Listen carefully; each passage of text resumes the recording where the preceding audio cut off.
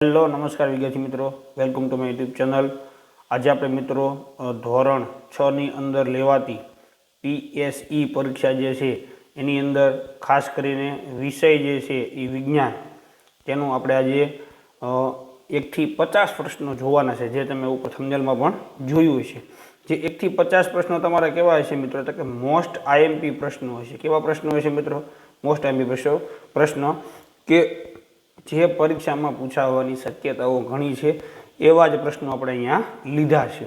અને આ બધા પ્રશ્નો તમે એક વખત તૈયાર કરી લેશો એટલે મિત્રો તમને પરીક્ષામાં ક્યાંય તકલીફ પડશે નહીં, અને નવા અભ્યાસક્રમ મુજબ જ અહીંયા જે છે તમને તૈયારી કરાવવામાં આવશે. તો આપણે શરૂઆત કરીએ મિત્રો પ્રશ્ન નંબર 1 થી. તો જોઈએ આપણે 50 પ્રશ્નો. કુલ આપણે મિત્રો 150 પ્રશ્નો જોવાના છે. તેમાંથી આજે આપણે મિત્રો 50 પ્રશ્નોની ચર્ચા કરીશું. 50 પ્રશ્નોની ચર્ચા નેક્સ્ટ વિડીયોમાં કરીશું. એનાથી 50 વિડીયોની ચર્ચા એનાથી નેક્સ્ટ વિડીયોમાં. 3 વિડીયોમાં તમારા મિત્રો 150 પ્રશ્નો વિજ્ઞાનના મોસ્ટ IMP પ્રશ્નો આવશે. તો શરૂઆત કરીએ પ્રશ્ન નંબર 1 થી. નીચેનામાંથી કયો આહારના મુખ્ય પોષક દ્રવ્યોમાં, આહારના જે મુખ્ય પોષક દ્રવ્યો જે છે તેમાં સમાવિષ્ટ થતો નથી એવું કીધું છે. બરાબર. તો આહારના મુખ્ય ઘટકો કાર્બોદિત છે, ચરબી છે, પછી પ્રોટીન છે. પાચક રેસા જે છે એ આવે છે એમાં, પણ એ મુખ્ય પોષક દ્રવ્યોમાં સમાવેશ એનો થાય નહીં. ઓપ્શન સી જવાબ આવશે. પ્રશ્ન નંબર 2. કોને સંપૂર્ણ આહાર કહે છે? સંપૂર્ણ આહાર કોને કહેવામાં આવે? તો ધાન્ય, કઠોળ, ફળો નહીં. દૂધને સંપૂર્ણ આહાર તરીકે ઓળખવામાં આવે છે. આવું તમારી વિજ્ઞાનની ચોપડીમાં તમે ભણ્યા જ છો. પ્રશ્ન નંબર 3. શાકભાજી અને ફળોનો ઉપયોગ કરતી વખતે શું કરવાથી તેના પોષક દ્રવ્યો જળવાઈ રહે છે? શું કરવાથી પોષક દ્રવ્યો જળવાઈ રહે? શાકભાજી અને ફળનો ઉપયોગ. તો કાપ્યા પછી ધોવા જોઈએ નહીં. ધોયા પછી કાપવાથી, તમે ધોઈ નાખો અને પછી પાછા તમે કાપો, બરાબર. પહેલાં ધોઈ નાખવાના, ફળ તમે લાવો એટલે પહેલાં ધોઈ નાખવાના, પછી કાપવાના. તો એની અંદર જે પોષક દ્રવ્યો જે છે એ જળવાઈ રહેશે. બાકી કાપ્યા પછી ધોવો તો નષ્ટ થઈ જાય, છાલ કાઢી નાખવાથી નષ્ટ થઈ જાય, કાપીને પાણીમાં રાખી મૂકવાથી નષ્ટ થઈ જાય. એટલે પોષક દ્રવ્યો જળવાઈ રહેવા જોઈએ. તો પહેલાં ધોઈ નાખવાનું, પછી કાપો, તો તમે પોષક દ્રવ્યોમાં જળવાઈ રહેશે. એના પછી નેક્સ્ટ આપણે જોઈએ પ્રશ્ન નંબર 4. કયા વિટામિનની ઉણપથી હાડકાં પોચા અને વાંકા થઈ જાય છે? કયા વિટામિનની આપણા શરીરની અંદર ઉણપ હોય તો મિત્રો હાડકાં પોચા અને વાંકા થઈ જાય? તો એ આવશે મિત્રો ખાસ વિટામિન ડીની ઉણપ હોય તો હાડકાં પોચા અને વાંકા થઈ જાય. 5મો પ્રશ્ન. આયોડિનની ઉણપથી થતો રોગ કયો છે? તો આયોડિનની ઉણપથી જે છે મિત્રો એ ગોઈટર નામનો રોગ થાય છે. બરાબર. તો એના પછી નેક્સ્ટ આપણે આગળ વધીએ. પ્રશ્ન નંબર 6. નીચેનામાંથી કયો વિટામિન ચરબી દ્રાવ્ય છે? બરાબર. તો vitamin A, vitamin D, vitamin K, આપેલ તમામ વિટામિન જે છે એ ચરબીમાં દ્રાવ્ય છે. A, D અને K. એના પછી જોઈએ આપણે 7 નંબરનું સરસ મજાનું તમને એક જોડકું આપેલું છે. બરાબર. તો એમાં આપણે ચર્ચા કરી. વિટામિન એની ઉણપથી થતો ત્રુટિજન્ય રોગો આ બાજુ આપેલા છે, આ બાજુ વિટામિનના પ્રકાર આપેલા છે. તો વિટામિન A થી મિત્રો શું થાય તો કે રતાંતળાપણું થાય. વિટામિન B થી શું થાય તો કે મિત્રો બેરી નામનો રોગ થાય. એના પછી વિટામિન C ની ઉણપથી કયો રોગ થાય તો કે એ મિત્રો સ્કર્વી રોગ થાય. અને વિટામિન E ની ઉણપથી કયો રોગ થાય? એ આવે મિત્રો વંધત્વ. બરાબર. એટલે પહેલા અમે B, પછી બીજા અમે D, ત્રીજા અમે E, ચોથા અમે A. એવો તમારો પહેલો ઓપ્શન છે. B, D, E અને A. આવી રીતે તમને જોડકું પણ પરીક્ષામાં પૂછી શકે અને અલગ અલગ પણ પ્રશ્ન પૂછી શકે. તો તમારે ખાસ આવા પ્રશ્નો તૈયાર કરી લેવાના છે. પ્રશ્ન નંબર 8. આહારના કયા ઘટકો, જોઈજો ખાસ કે ભાઈ આહારના કયા ઘટકો ધરાવતા પદાર્થોને શક્તિ આપનાર પદાર્થો કહેવાય છે? તો એ મિત્રો તમને ખબર છે કાર્બોદિત અને ચરબી જે છે એ શક્તિ આપનારા પદાર્થો તરીકે ઓળખાય છે. પ્રશ્ન નંબર 9. નીચેના પૈકી કયો ત્રુટિજન્ય રોગ નથી એમ કીધું છે? ત્રુટિજન્ય રોગ. તો ગોઈટર જે છે એ ત્રુટિજન્ય રોગ છે, બેરી ત્રુટિજન્ય રોગ છે, પછી એનિમિયા એ પણ ત્રુટિજન્ય રોગ છે, ન્યુમોનિયા જે છે એ ત્રુટિજન્ય રોગ છે નહીં, ઓપ્શન ડી જવાબ. એના પછી નેક્સ્ટ આપણે જોઈએ પ્રશ્ન નંબર 10. આપણા શરીરનો બંધારણીય ઘટક કયો છે? આપણું જે શરીર જે છે એનો બંધારણીય ઘટક કયો છે? તો કે એ આવશે મિત્રો પ્રોટીન જે છે એ આપણા શરીરનો બંધારણીય ઘટક છે. 11 નંબરનો પ્રશ્ન. એક વ્યક્તિને થયેલ રોગમાં ગરદનમાં આવેલી ગ્રંથિ ફૂલી ગઈ છે, બરાબર? એક રોગ થયો છે જે ક્યાં થયો છે? ગરદનમાં, અને ગ્રંથિ ફૂલી ગઈ છે, તો તેને કયો રોગ થયો હોવો જોઈએ? બરાબર? તો તેના મિત્રો ગોઈટર નામનો રોગ થાય. ગરદનની અંદર એટલે કે ગળાની અંદર થતી રોગ એ ગોઈટર નામનો રોગ. એના પછી નેક્સ્ટ 12 નંબરનો પ્રશ્ન. નીચેના પૈકી કયું પ્રવાહી પાણીમાં મિશ્રિત થઈ જાય છે? વિનેગર, કેરોસીન, કોપરેલ કે તેલ? તો વિનેગર જે છે એ પાણીમાં મિશ્રિત થઈ જાય, બાકી કેરોસીન ને કોપરેલ ને તેલ એ પાણીમાં મિશ્રિત થતા નથી. 13 નંબરનો પ્રશ્ન. નીચેના પૈકી કયો પદાર્થ પાણી પર તરે છે? તો પાણી પર તરતો હોય એવો આવશે મિત્રો બરફ. રેતી ડૂબી જાય, કાચ ડૂબી જાય, લોખંડ પણ ડૂબી જાય, બરફ જે છે એ પાણી ઉપર તરે. એના પછી જોઈએ મિત્રો આપણે 14 નંબરનો પ્રશ્ન. કયા બે પદાર્થો પાણીમાં દ્રાવ્ય છે? કયા બે પદાર્થો જે છે તે પાણીમાં દ્રાવ્ય છે? બરોબર? તો ખાંડ અને કોપર સલ્ફેટ જે છે એ પાણીમાં દ્રાવ્ય થઈ જાય. જો આમાં મીઠું દ્રાવ્ય થાય છે પણ ચોક દ્રાવ્ય થતો નથી. આમાંય ચોક દ્રાવ્ય થતો નથી, રેતી પણ દ્રાવ્ય થતી નથી. મીઠું દ્રાવ્ય થાય છે તો લાકડાનો વહેર દ્રાવ્ય થતો નથી.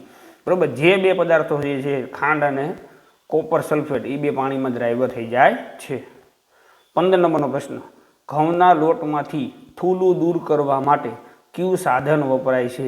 ઘઉંના લોટમાંથી મિત્રો આપણે થૂલું દૂર કરવાનું છે તો એના માટે મિત્રો ચારણી વપરાય. શું વપરાય? ચારણી. બરાબર? ગળણી નહીં, સુપડું નહીં, આપેલ તમે ચારણી વપરાય. એના પછી આપણે જોઈએ 16 નંબરનો પ્રશ્ન. એકબીજામાં ન ભળે તેવા બે પ્રવાહી પદાર્થોના મિશ્રણને અલગ કરવા માટે કઈ પદ્ધતિ વપરાય છે?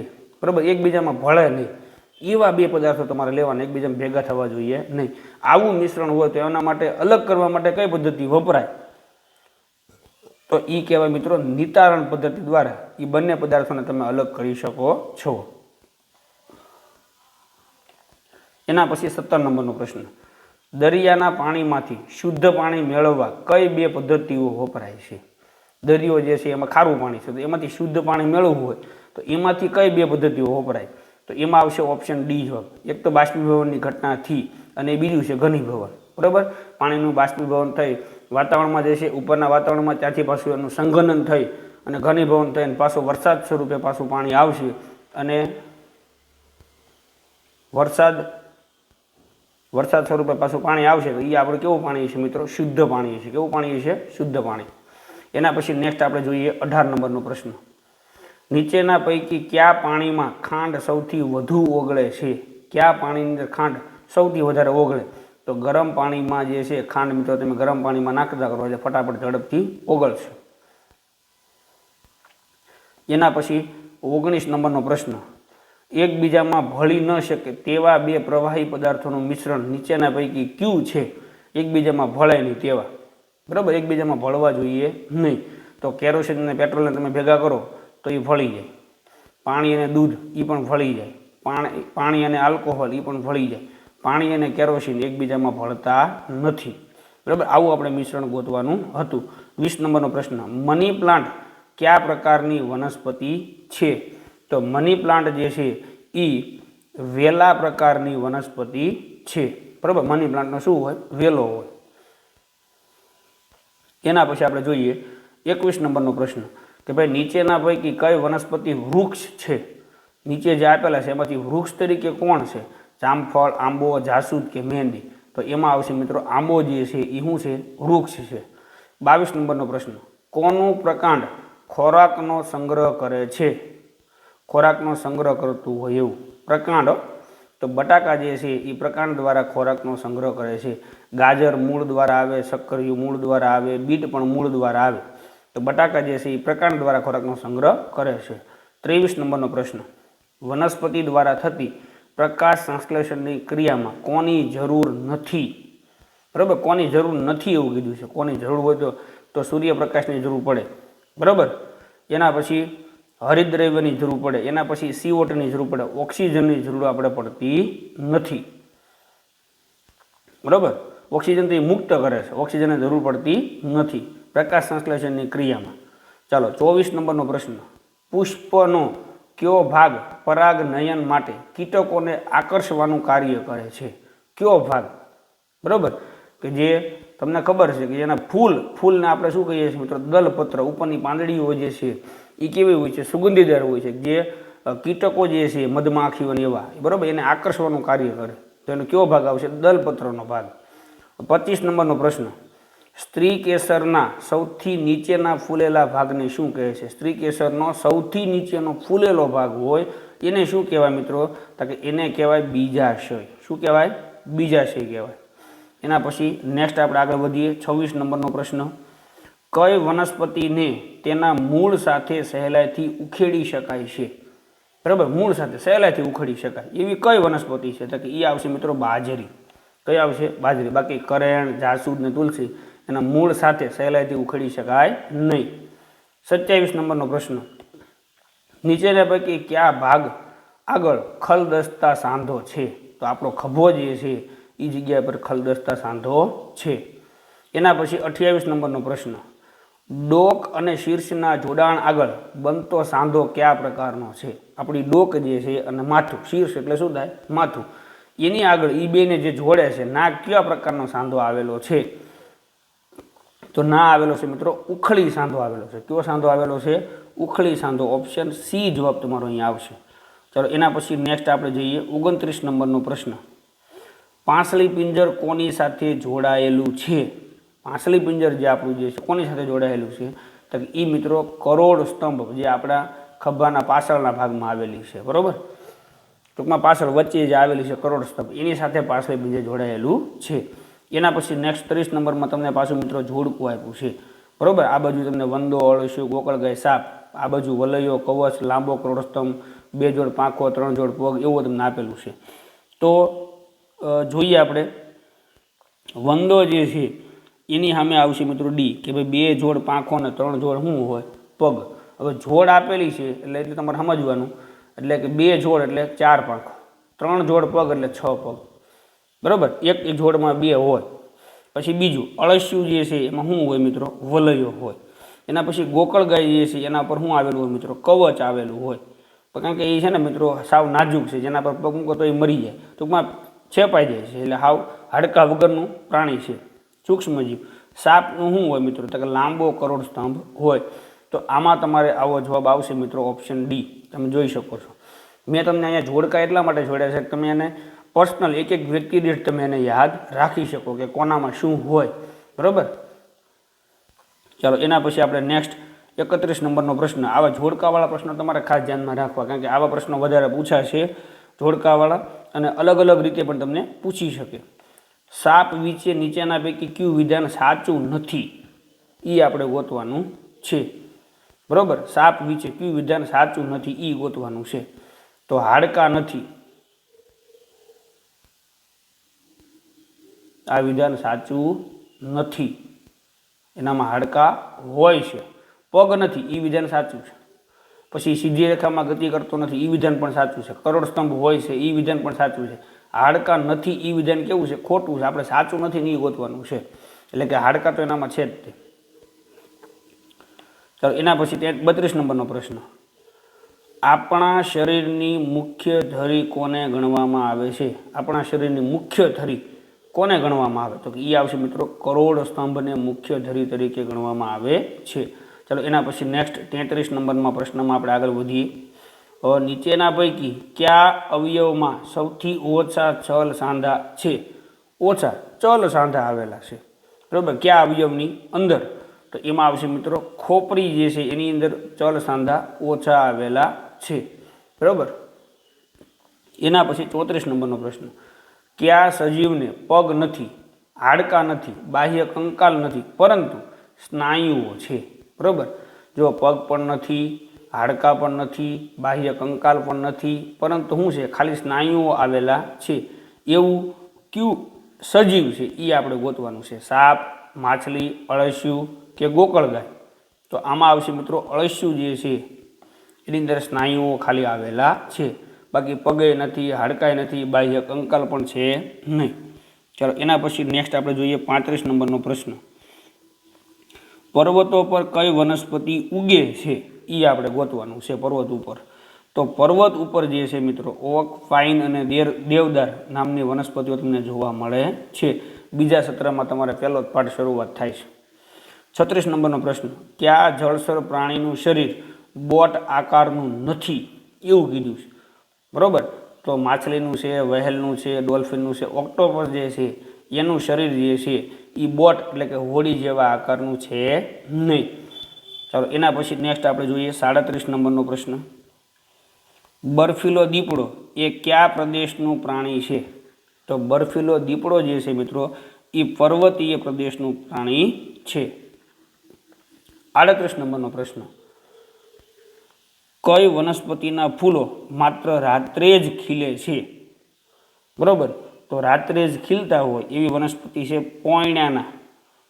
પોયણા નામની વનસ્પતિ જે છે એના ફૂલો માત્ર રાત્રે જ તમને ખીલેલા જોવા મળે છે. સૂર્યમુખી તો દિવસે હોય, ગુલાબ પણ દિવસે હોય, લજામણી પણ કેવા હોય દિવસે. ચાલો એના પછી નેક્સ્ટ 39 નંબરમાં પાછું તમને જોડકું એક આપી દીધું. જૈવ ઘટકો, અજૈવ ઘટકો, જલીય નિવાસ સ્થાન અને ભૂ નિવાસ સ્થાન. બરોબર, તો સૌથી પહેલાં આપણે જોઈએ તો જૈવ ઘટકો જે છે એ કોણ છે? વનસ્પતિ. બરોબર, એ સજીવ છે. પછી અજૈવ ઘટકો જે છે એમાં શું આવશે મિત્રો? તાપમાન. શું આવશે? તાપમાન. જલીય નિવાસ સ્થાનમાં શું આવશે મિત્રો? સરોવર. અને ભૂ નિવાસ સ્થાનમાં શું આવશે મિત્રો? રણ પ્રદેશ. બરોબર, તો આમાં તમારો ઓપ્શન આવશે એ, કે ભાઈ પહેલાં સામે એ જૈવ ઘટક તરીકે વનસ્પતિ છે, અજૈવ ઘટક તરીકે તાપમાન છે, જલીય નિવાસ સ્થાનમાં સરોવર એમાં પાણી હોય, ભૂ નિવાસ સ્થાનમાં રણ પ્રદેશ. ચાલો એના પછી નેક્સ્ટ આપણે જોઈએ 40 નંબરનો પ્રશ્ન. નીચેના પૈકી ઉભયજીવી પ્રાણી કયું છે? ઉભયજીવી કોને કહીશું મિત્રો? ઉભયજીવી એને કહીશું કે જે પાણીમાં પણ રહે અને જમીન પણ બંને જગ્યા પર રહી શકે, એના આપણે ઉભયજીવી કહેવાય. તો એ છે મિત્રો દેડકો. કોણ છે? દેડકો જે છે એ ઉભયજીવી પ્રાણી છે. ચાલો એના પછી નેક્સ્ટ 41 નંબરનો પ્રશ્ન. નીચેના પૈકી કયું વિધાન ખોટું છે એ આપણે ગોતવાનું છે. તો પર્વત ઉપર ઉગતી વનસ્પતિને ઓછા અને નાના પર્ણ હોય છે. આ વિધાન પહેલું જ ખોટું છે. વ્હેલ અને ડોલ્ફિનને શ્વસન માટે ચૂઈ હોતી નથી, એ વિધાન સાચું છે. સિંહના આગળના પગને લાંબા પંજા હોય છે, એ પણ સાચું છે. ઓક્ટોપસ ધારારેખીય રચનાવાળું શરીર ધરાવતું નથી, એ પણ સાચું છે. ધારારેખીય રચના ધરાવતું નથી, હમણાં ઉપર પ્રશ્ન આવી ગયો આપણે. બરાબર, એટલે પહેલું વિધાન જે છે કેવું છે? ખોટું છે. ઓછા અને નાના પર્ણ હોય છે તો એવું મિત્રો ક્યાં હોય? રણ પ્રદેશમાં હોય. ક્યાં હોય? રણ પ્રદેશની અંદર જે વનસ્પતિ ઉગે ને એમાં ઓછા પર્ણ અને નાના પર્ણ હોય. અહીં તો પર્વતની વાત કરી છે. ચાલો એના પછી નેક્સ્ટ આપણે જોઈએ 42 નંબરનો પ્રશ્ન. સેન્ટીમીટર કરતાં નાનો એકમ કયો છે? બરોબર, જે સેન્ટીમીટર આપણો એકમ જે છે એની કરતાં નાનો એકમ કયો છે? જે તમને ઓપ્શનમાં આપેલા છે મિલીમીટર, મીટર, સેન્ટીમીટર કે કિલોમીટર. તો એમાં આવશે મિત્રો મિલીમીટર જે છે એ સેન્ટીમીટર કરતાં નાનો એકમ છે. ચાલો એના પછી નેક્સ્ટ આપણે જોઈએ 43 નંબરનો પ્રશ્ન. લંબાઈ માપવા માટે પ્રમાણભૂત સાધન કયું છે? લંબાઈ માપવી હોય તો પ્રમાણભૂત સાધન કયું છે? તો એ આવશે મિત્રો મીટર સ્કેલ. શું આવશે? મીટર સ્કેલ નામનું સાધન જે છે એ પ્રમાણભૂત સાધન છે. 44 નંબરનો પ્રશ્ન. વૃક્ષનો ઘેરાવો માપવા માટે શાનો ઉપયોગ કરવામાં આવે છે? તો એ આવશે મિત્રો ટૂંકમાં કપડાની માપપટ્ટીનો ઉપયોગ કરવામાં આવે. વૃક્ષનો ઘેરાવો માપવા માટે કપડાની માપપટ્ટીનો ઉપયોગ કરવામાં આવે છે. ચાલો એના પછી નેક્સ્ટ આપણે જોઈએ 45 નંબરનો પ્રશ્ન. વક્ર રેખાની લંબાઈ માપવા શાનો ઉપયોગ કરી લંબાઈ માપી શકાય છે? વક્ર રેખા એટલે ત્રાસી લીટી હોય તો શાનો ઉપયોગ કરી અને એની લંબાઈ માપી શકાય? તો દોરો. બરાબર, તો દોરી એનો ઉપયોગ કરી અને આપણે વક્ર રેખાની લંબાઈ માપી અને પછી તમે એને ફૂલપટ્ટીથી માપી શકો. ચાલો એના પછી નેક્સ્ટ આપણે જોઈએ 46 નંબરનો પ્રશ્ન.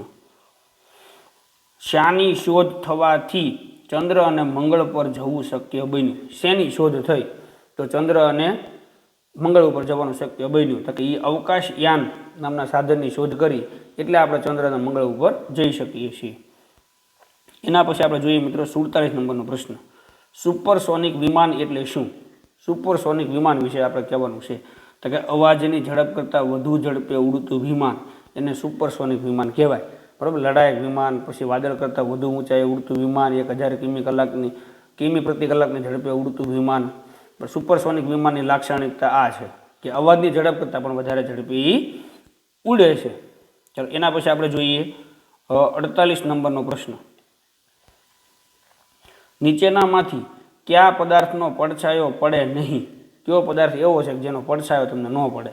બરોબર, તો એ તમને ખબર, જો અરીસાનો પડછાયો પડે, લાકડીનો પડછાયો પડે, વાદળનો પડછાયો પડે, પણ કાચ જે છે એનો પડછાયો પડે નહીં. કેમ કે કાચ કેવું છે કે જેમાંથી આરપાર પ્રકાશ પસાર થઈ શકે, પારદર્શક પદાર્થ છે. બોલા બધા અપારદર્શક પદાર્થ છે, અને અપારદર્શક પદાર્થ હોય ને એનો જ પડછાયો પડે.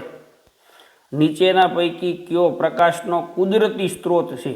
પ્રકાશનો કુદરતી સ્ત્રોત કોણ છે? બરોબર, તો ચંદ્ર, તારો, ફાનસ કે શુક્રનો ગ્રહ? તો આમાં આવશે મિત્રો તારો જે છે એને પોતાનો પ્રકાશ છે. બરાબર, કુદરતી સ્ત્રોત એટલે પોતાનામાંથી પ્રકાશ. ચંદ્ર એ પોતાનો પ્રકાશ નથી, ફાનસમાંથી પ્રકાશ પોતાનો નથી, શુક્રનો ગ્રહને પણ પોતાનો પ્રકાશ નથી. 50 નંબરનો પ્રશ્ન. ટ્રેસિંગ પેપર કયા પ્રકારનો પદાર્થ છે? ટ્રેસિંગ પેપર એ મિત્રો પારભાષક પદાર્થ છે. કેવો પદાર્થ છે? પારભાષક પદાર્થ છે. બરાબર, તો અહીંયા આપણે મિત્રો શરૂઆતમાં વાત કરી હતી વિડીયોમાં કે આપણે 1 થી માંડીને 50 પ્રશ્નો એવા મોસ્ટ આઈએમપી પ્રશ્નો જોવાના છે મિત્રો, જેની આપણે અત્યાર સુધીમાં આપણે ચર્ચા કરી 1 થી 50 પ્રશ્નો. નેક્સ્ટ વિડીયોમાં આપણે મિત્રો 51 થી 100, એના પછીના નેક્સ્ટ વિડીયોમાં 101 થી 150, એટલે વિજ્ઞાનના તમારે 150 પ્રશ્નો એવા છે કે જે મોસ્ટ આઈએમપી જે છે કે જે પરીક્ષામાં પૂછાવાની શક્યતાઓ વધારે છે. તો આઈ હોપ કે મિત્રો તમને અમારો વિડીયો જે છે સંપૂર્ણ રીતે તમને સમજાઈ ગયો છે. બરાબર, જો તમને સારો લાગે તો વિડીયોને મિત્રો તમારા બીજા મિત્રો સુધી કે જે પણ મેરિટમાં આવી શકે તેના સુધી શેર કરવા નમ્ર વિનંતી. ચેનલને સબસ્ક્રાઈબ કરી દેજો, બાજુમાં આપેલું બેલ આઇકન દબાવી દેજો, જેથી કરીને અમે જ્યારે નવો વિડીયો અપલોડ કરીએ તો તમને ઝડપથી નોટિફિકેશન મળી શકે અને તમે વિડીયો ઝડપથી જોઈ શકો. તો આના પછીના નેક્સ્ટ વિડીયોમાં મળશું. ત્યાં સુધી આવજો મિત્રો. જય હિન્દ, જય ભારત.